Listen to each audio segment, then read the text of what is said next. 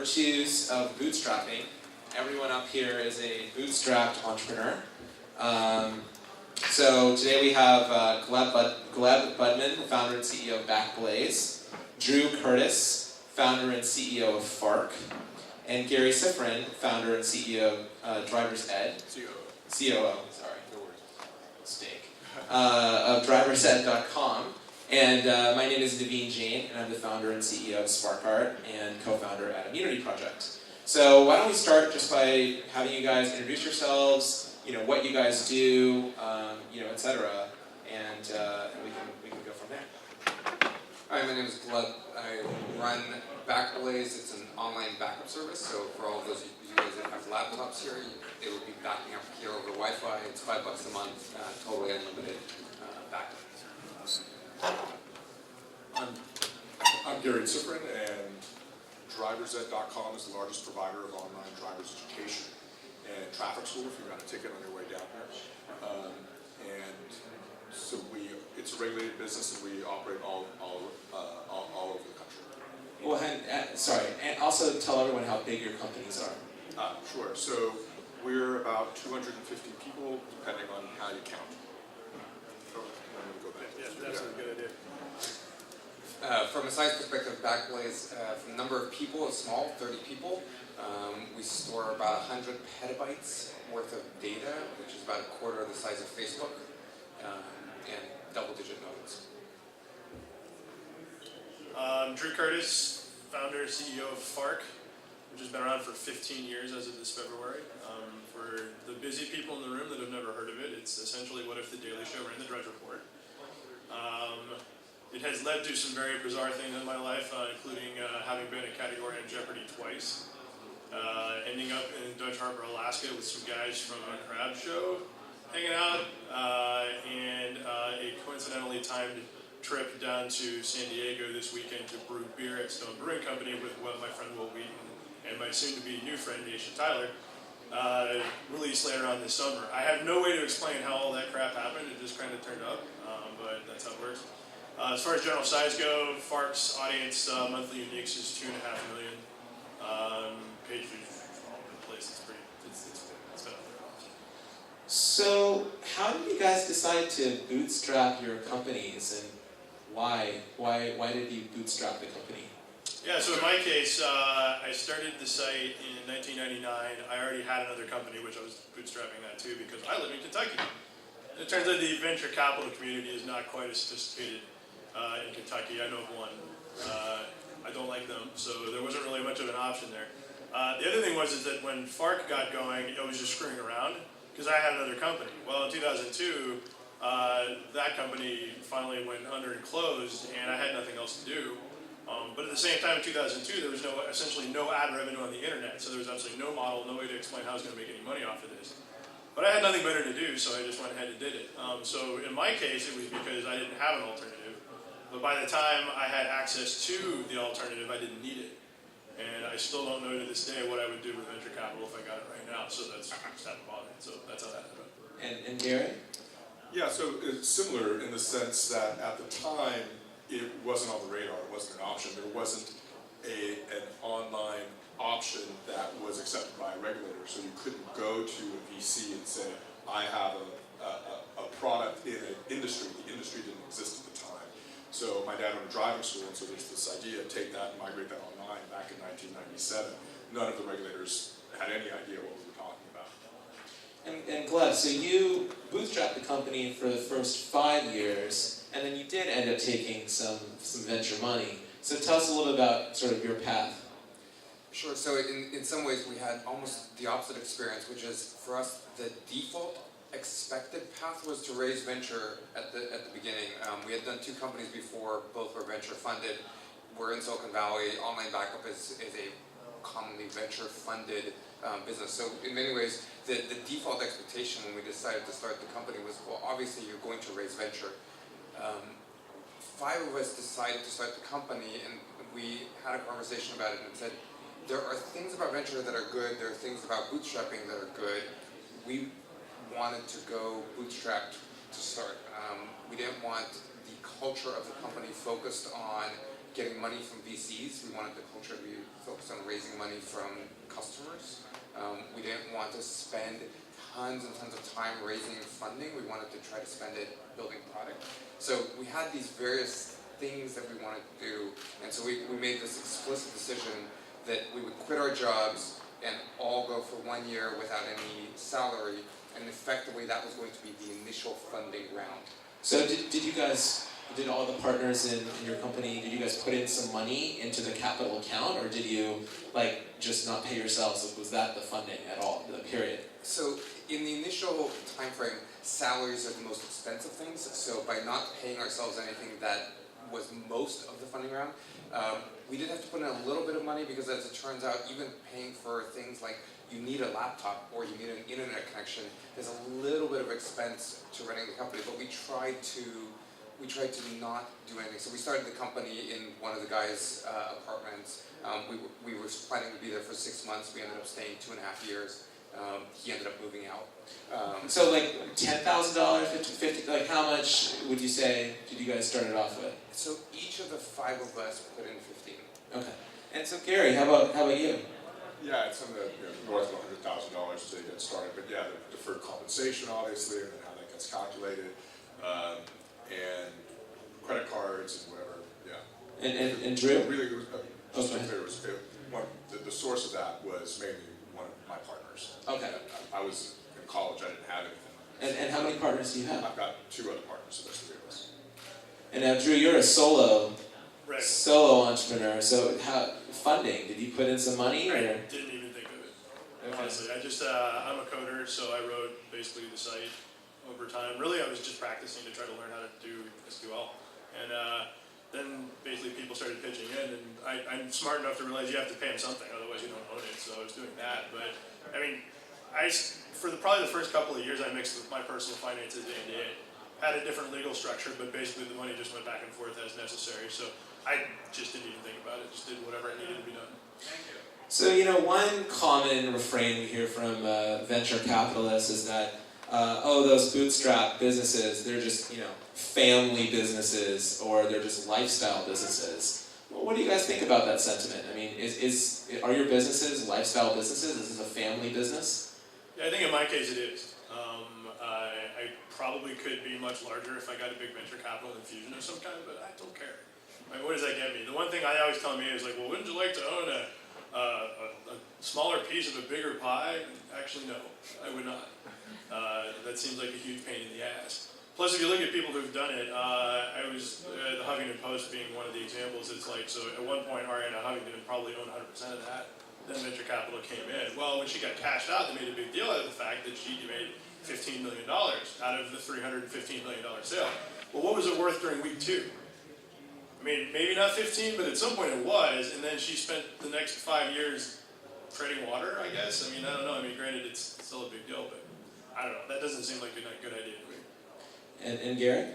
So it's a family business in the sense that it's owned by 2 families, but no, that's not the real aim or vision for the business. So, like I keep saying, we invented or pioneered this industry, and online education is still considered controversial, even though it's 2014. And there are massive initiatives, Florida Virtual School, Texas Virtual School Network, and it's still a fight that we see in all the legislature, in all the state legislatures. And a big part of my job is the regulatory piece, is going to the legislature, testifying or advancing legislation. So I see it as a contribution to a much bigger project, which, I mean, we're all sensing that public education is experiencing a kind of tectonic shift in 2014 right now.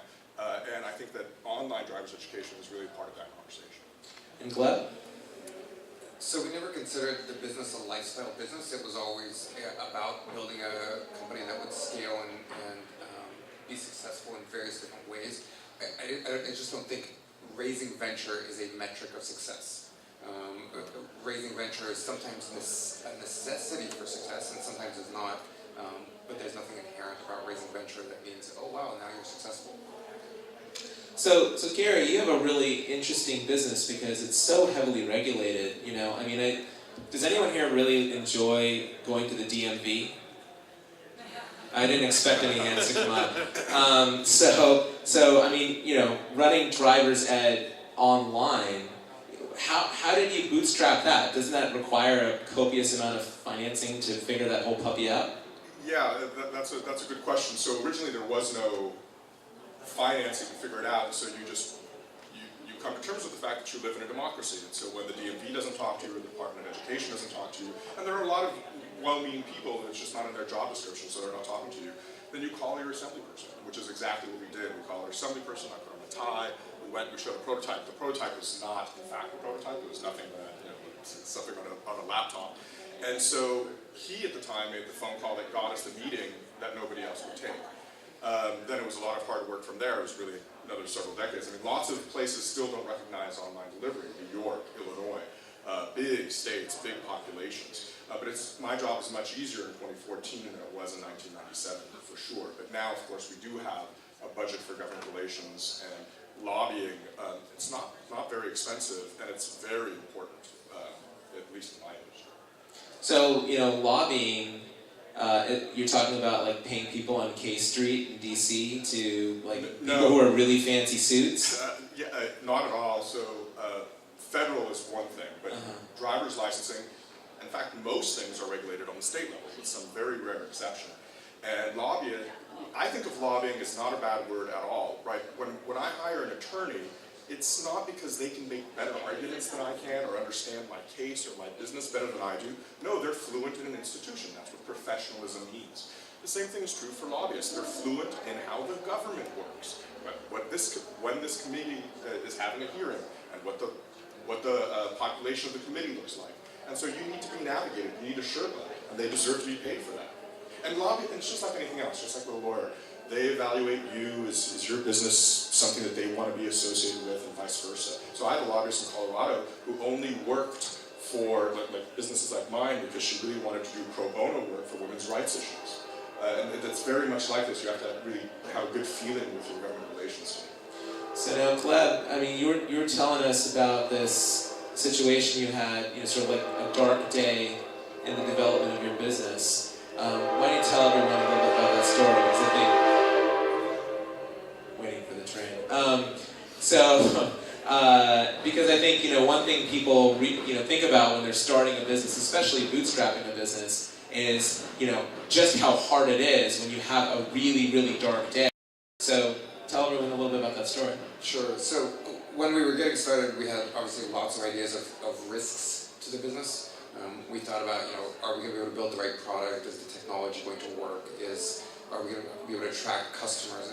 All the standard things you worry about when you're starting a company.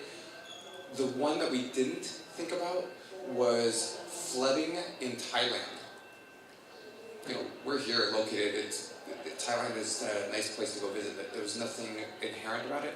It turned out a couple years ago that there was this massive flood in Thailand, and what we found out was that half of the world's hard drives are manufactured there, which meant that overnight the drive supply vaporized. And if you could find hard drives, they were 2, maybe 3 times more expensive than they were the day before. Running an online backup business, we buy a lot of hard drives. So we were looking at all of a sudden our expenses were going to go up by several $100,000 a month. And as a bootstrap company, we had always run it at this level where we spent every dollar that came into the company either on servers or on salaries. And we didn't have millions of dollars sitting in a bank account to weather things like this. So, no pun intended.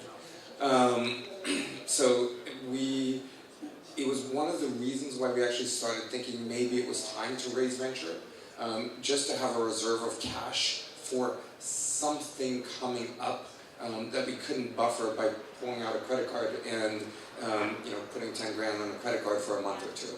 And we ended up making it through that without raising the funding.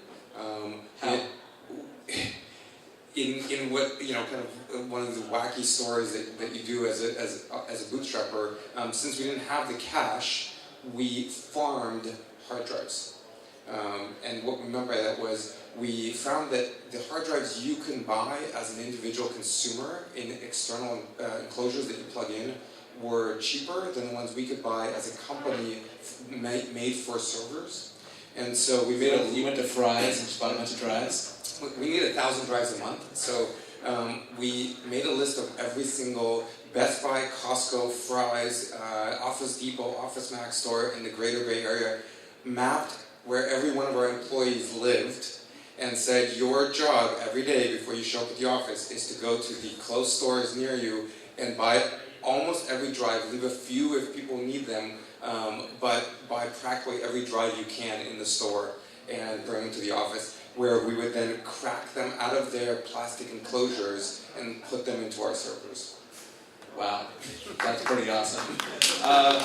So Drew, on the topic of cushion, I mean, what's comfortable, for you in terms of maintaining some cash cushion? Because I think when people raise venture money, they think of this idea of the runway. They're like, oh, I'm going to raise $2 million. That's going to buy me, 18 months with a certain amount of, capex, to do whatever the hell I'm going to do. But when you're bootstrapped, obviously, every dollar that comes in the door, you're thinking about what to do with that dollar. So do you maintain a cushion? Is it a number of months that makes you feel comfortable? How do you think about that? What's your thought process? I basically try to make sure that, because my first company actually went under because I spent up to the line every single time, and then we had a shock to the system and boom, it went out. So with Fark, I set it up differently. I basically moved the zero down to 80%. So it goes no higher than that, basically. So I'm always retaining 20% of whatever's coming in. That either goes in the bank or whatever. And it saved my ass 4 times in the last 15 years, including a complete unknown event, which was I got hit by a patent troll in 2011, which came right out of nowhere because I didn't know what the hell that was. Why don't you define that for everybody really quick? Yeah, so there are a bunch of asshole lawyers, and I guess that's redundant, but that buy patents and then essentially run around accusing people of infringing on them. And the problem with patent law is they've reversed the burden of proof. Attorneys will tell you that's not true, but it's true. You have to prove you don't infringe. And the problem is it's an expensive process that takes many, many months, and what the troll is counting on is that you're just going to write them a check. So it's extortion. They're like, give me, in my case, and we don't know because the guy never actually got around to it, we think he was sniffing around for about $250,000. And what they do is if you don't pay them, they just basically run you through the ringer until you spend that out. And the average amount of money you spend if you win a patent troll lawsuit, you prove that you don't infringe, is sitting right around at $2.5 million in 18 months. And so it's easier to cut these guys a check. But I'm from Kentucky, and that really pissed me off, so I basically just went scorched earth on them instead. And the guy backed out. And strangely, I parlayed it into a TED Talk a couple of years later, so that worked out really well. That's awesome. So Gary, same question for you in terms of cushion. What's comfortable? You have a lot of employees, hundreds of employees. Yeah, well, it's very different now than it was when we first started, right?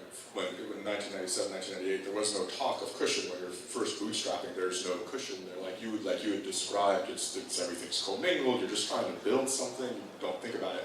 Once you start taking on more and more employees, then you're like, oh, if we had a VP of finance, what would they be telling us to do? I love this 20% idea. If you're throwing off 20% cash a month, I want to buy in. Well, wait till the next patent troll. That's been wiped out like 3 times already. So that's a great margin right there. But yeah, so we don't calculate it in terms of a percentage of what our run rate is, but we're fortunate also because it's an online business, so we don't have a whole lot of AR with one exception. So it's really pay to play, it's really cash, we don't have a revenue recognition problem or anything like that. So we try, we have to do this balance between meeting our obligations every month, and it's also a seasonal business, which can be a challenge, that's on the one hand, but also growth. We really are, we're just getting started. There's a lot of runway to grow. So balancing that, so the short answer is I'm not going to tell you how much cushion we have. But we've got, but debt, we focus on debt. Like that's, have a credit line, an equipment line, and have a revolving credit line, and you're good. Okay, so that's a good segue. So there are obviously many ways to finance a company, your own pocket, venture capital, and then there's debt financing. So I'd love to know what all of you guys do in terms of debt financing and any recommendations you may have. Do you guys have lines of credit? Do you have term loans? How does that process work? SBA loans? Have you dealt with the SBA process? High level. So the best way to finance a company is with customers and revenue. So if that's an option, I think you choose that one. And I'll give you actually 2 quick examples on things that. One is we started charging for the product when it was still in beta, and we had a few people that said, "How can you charge me when it's still in beta?" And like, well, for one thing, we're beta testing the entire thing, including what you'll pay and the billing system. So most people were fine with it, and that brought in cash probably 6 months earlier than it would have otherwise. The other thing that we did at some point was we have a monthly subscription service. It's $5 a month. That's fine, but it costs us money to deploy servers that you pay off over a while. We had a $5 a month option and a $50 a year option. We defaulted the radio button to the $5 a month option. Doing that made it 60% of people chose monthly and 40% chose yearly. At one point, we simply moved the radio button down to yearly. We didn't change any of the messaging, we didn't change anything, just moved the radio button, and it flipped to be 60% yearly and 40% monthly. And from a cash flow perspective, that's actually huge because we were all of a sudden collecting the 20% more $50 payments, which were 10 months worth of subscriptions. So best path is from customers. We did have credit cards, we had credit lines. We tried getting equipment loans, equipment financing early on. Early on, it was really hard because they would say, well, you don't have profits and you've only been around for a year. No. At the point where we could get them, we didn't need them as much. But we do still once in a while take equipment loans. Got it. Did either Drew or Gary, did you guys get an SBA loan? Was that? Okay. So we have an SBA loan. Actually, it's we like to think of it as kind of a arm's length transaction from the business, but it houses the business, the leasing, the space that we have, because we've been in Oakland the whole time. When we moved from the basement to Moraga, then our first office was in Oakland, and I mean, we had an office on 14th, an office on 12th, and right now 14th and 12th look much different than they did in 1997. But then we were on 19th and Franklin, and some outfit from LA bought the building, and they raised the rent like crazy. And so it took us 2 years to find this space right here on 4th Street, and we didn't want it's so time consuming to try to find a space. We basically found 7,000 square feet. It was roughly twice what we had before, and so we just aimed to buy it so as not to have this problem 5 years from now. Again, we are in it for the long term. And through that process, we went through SBA. And people complain, it's all, it's so hard, it takes time, it's cheap money, and it's just administrative, just a document production, that's all it is. Right. Yeah.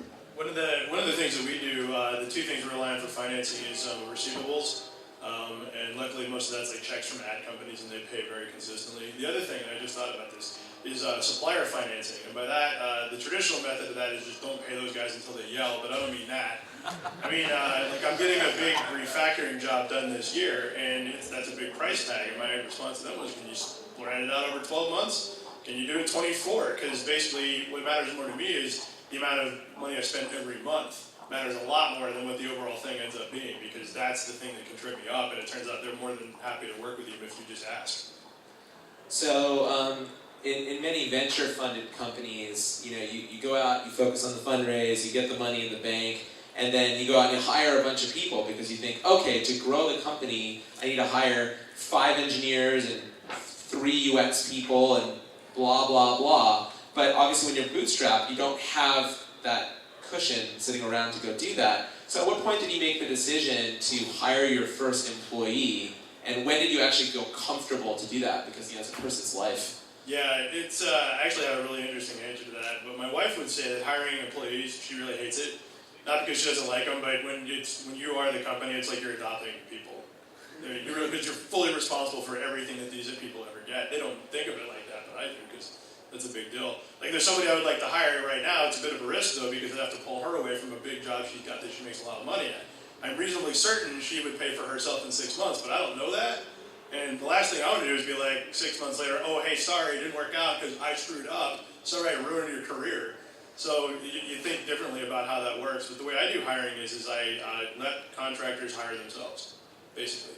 So you start out just on contract, making sure, having a little bit of time, and then one of two things will happen. Either they will rapidly overperform to the point where they've actually made themselves into a job by the revenue they generate by being there, or they're so vital that you have to pay to get them off of their other contracts, and so you get them there. Either way, it doesn't matter, but the contractors hire themselves. Yeah, so to piggyback on what he was saying, not quite answering your question, when did we feel comfortable hiring the first employee, those were uncomfortable days to begin with because you don't have any cash flow, you don't have the revenue coming in from the customers, so there's a lot of anxiety wrapped up with that. But this really, with small bootstrap companies, so much of it is about people creating their own jobs. You might know people from your network, you might have a position that you want to fill, but ultimately, the positions that people end up with, we have people that have been with us for 13 years, for 12 years.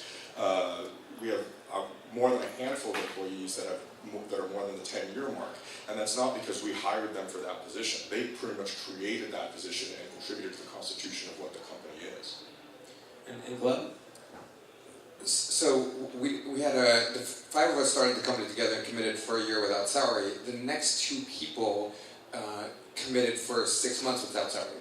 So we kind of joked for a little bit that every employee that we would hire had to come work for us for free for 6 months. That wasn't really the case, but the first person we hired actually made a salary, got regular salary, and was making more than all 7 of us put together for probably 6 months to a year after they were brought on.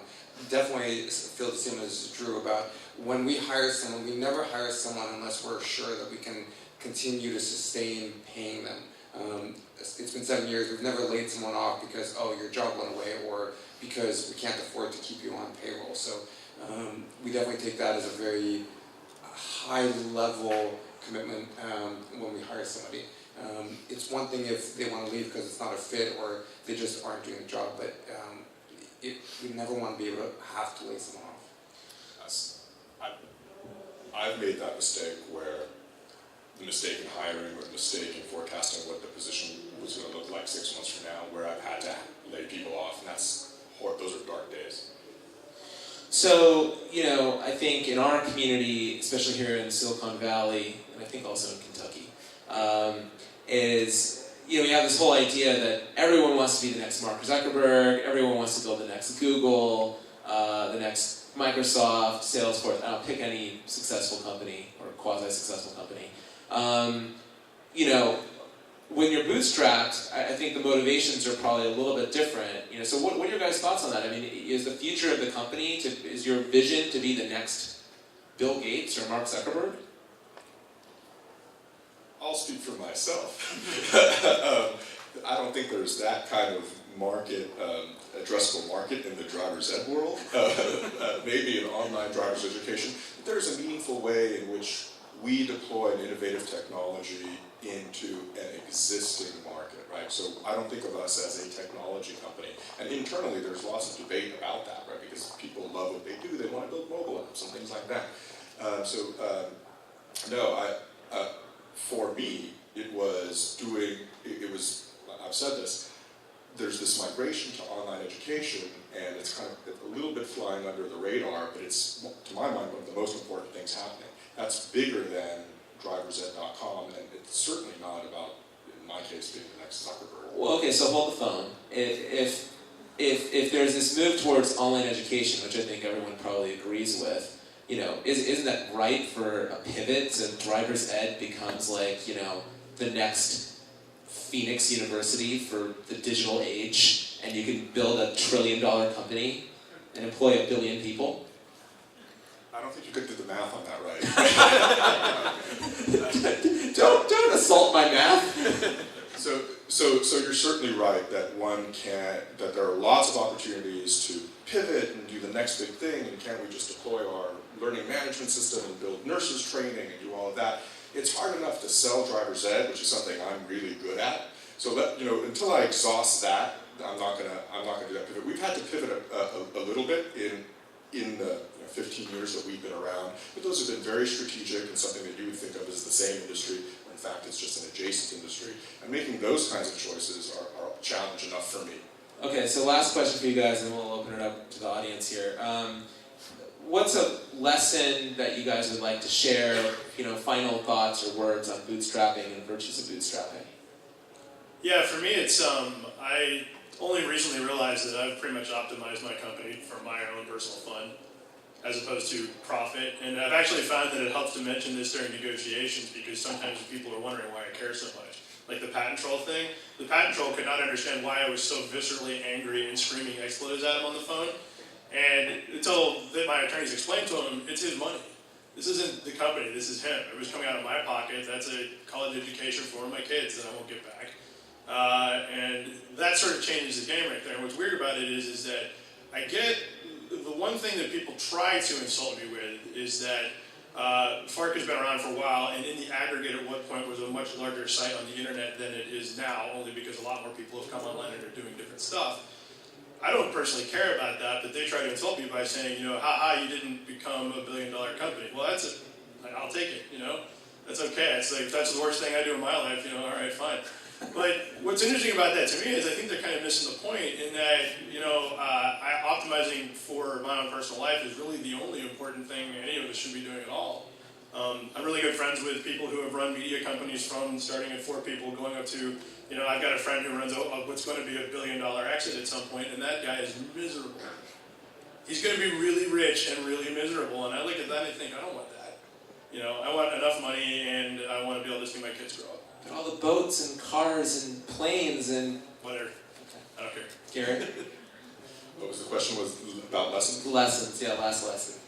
So last lesson is, in the bootstrapping environment, more often than not, you have partners. And when you have partners, at the beginning, you're really focused on the product, on the customer, on passionately working on it and getting it done, and you don't have the conversation about who owns what and why. What about vesting? What if you burn out in 6 months? And so I know it's hard, but the one lesson would be have the conversation, the really difficult conversation about money and value and ownership before there's any money or value built. Because once there is, you're going to fight about it. Well, I agree with both of those. I think that the key thing I would say is cash management. That in a bootstrap company, that companies go out of business not because they're not recognizing revenue or something. It's they run out of cash, and you can't make payroll, or you can't make your bills to your vendors, and you just shut down shop. So think about both sides of that. Both the frugal side of it, of how do you save money on, don't spend it on things that you don't absolutely have to spend it on, and also how do you bring cash into the business, and watch both of those lines.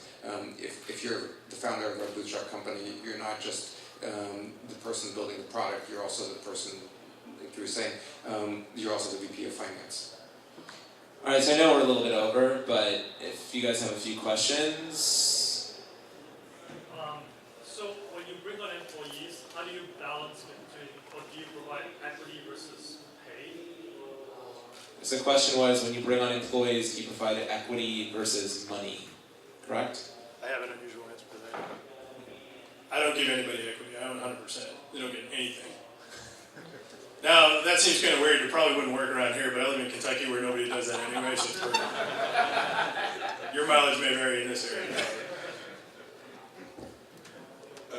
Very similar for us also when we started, and again, because we're a driver's ed business, not an online business per se, people were not clamoring for equity. Setting all that up, the equity option pool, pricing it, taxes and all that can also be expensive. So as a startup, that might not be the first, as a bootstrap startup, that's probably not top of mind.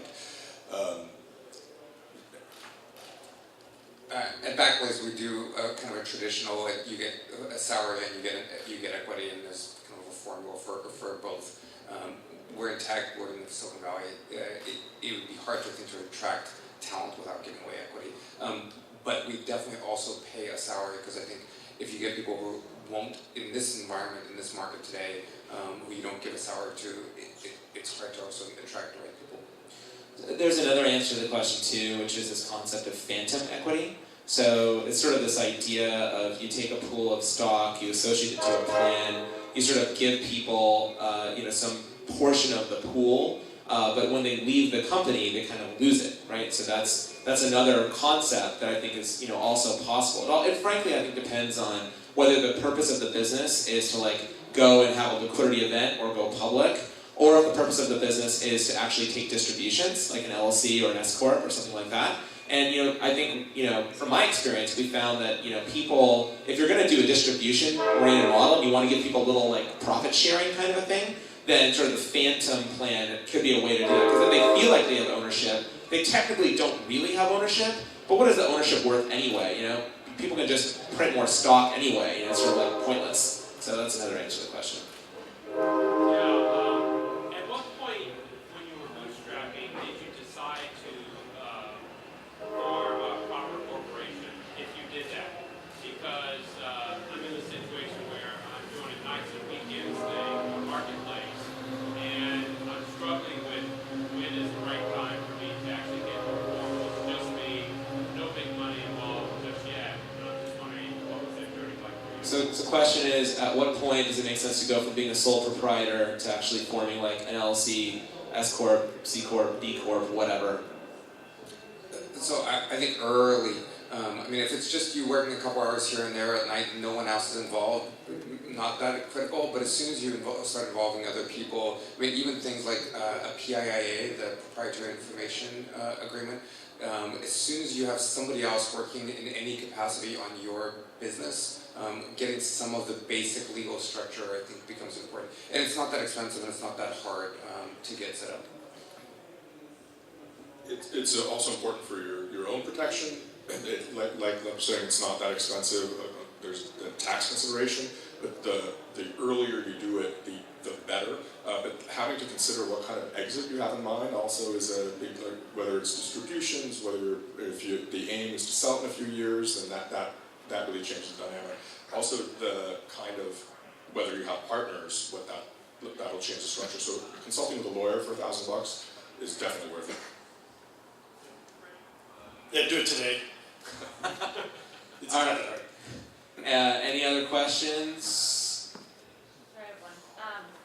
One of the questions was around not being a lifestyle company. I've heard this from the startup world, and I'm a little bit confused because though it is my lifestyle, but why? Just any insights you have on why being a lifestyle company is what I hear is kind of a negative connotation. So why is having a family business or lifestyle company bad in the venture universe? Is that the question? Okay. Well, think about who says Yeah.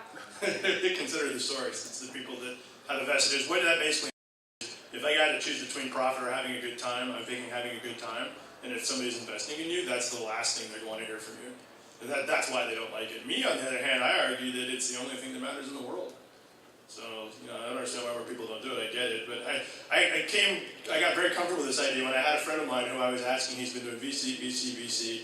And I'm like, what do you really want to do? And he's like, I want to start a company I own all of, and people will leave me the hell alone. And I was like, oh, good. I feel great about my life choices. This worked out. So this is a rare blessing, right? Not everyone has this privilege, even those of us who might have talent or whatever. But if you have employees and anything else, you're a fiduciary, right? You're responsible for them and responsible for their retirement plan, the whole thing. And then it's optimizing one's own lifestyle. While it's an ambition in one's personal life, that can't be the explicit purpose of one's professional life, given that context. So I'm not surprised that people who would want to fund you would hesitate if that was your ambition. Does that make sense? Yeah, certainly if you one of the models with the venture model is that they have a portfolio of investments. Their goal is for you to run your company in a way that maximizes the portfolio, not maximizes the value of your company. It's perfectly fine if your company vaporizes off the planet, as long as the blended portfolio is maximized. The way that you do that is you run at full speed toward a wall at all times, which means 7 out of 10 of you will hit that wall and die, and 3 out of them will go and become billion-dollar companies. as a founder, CEO, person running a company, and for most of the people in the company, that's not necessarily the best way to optimize for running your business. I think you'll notice that the word dividend or distribution doesn't come up in a VC conversation. They don't want that. That's not their interest. Their interest is in you building a company that's going to return the entire portfolio. That's what they want, the entire fund. So if it's a $100 million fund, they want the one unicorn that's going to be $200 or $300 million return on a single investment, on a single play, because that's how they actually make their carry, right? Because VCs get paid in terms of carry, which is percentage of lift on the overall portfolio. That's how most venture capitalists get paid. So the model is actually not set up to benefit the entrepreneur that actually wants to have more of like a distribution. Like, what's wrong? If the company makes $1 million a year and it's an LLC, what's wrong with taking the distribution? Like, shouldn't the stockholders love that distribution as much as you do as the entrepreneur? The reality is in venture world they don't. And in some cases, actually, there are tax implications for their LPs, so they actually can't do that. So that's actually a whole other can of wax. Any other final questions, or everyone's hungry? Everyone's hungry. Thank you.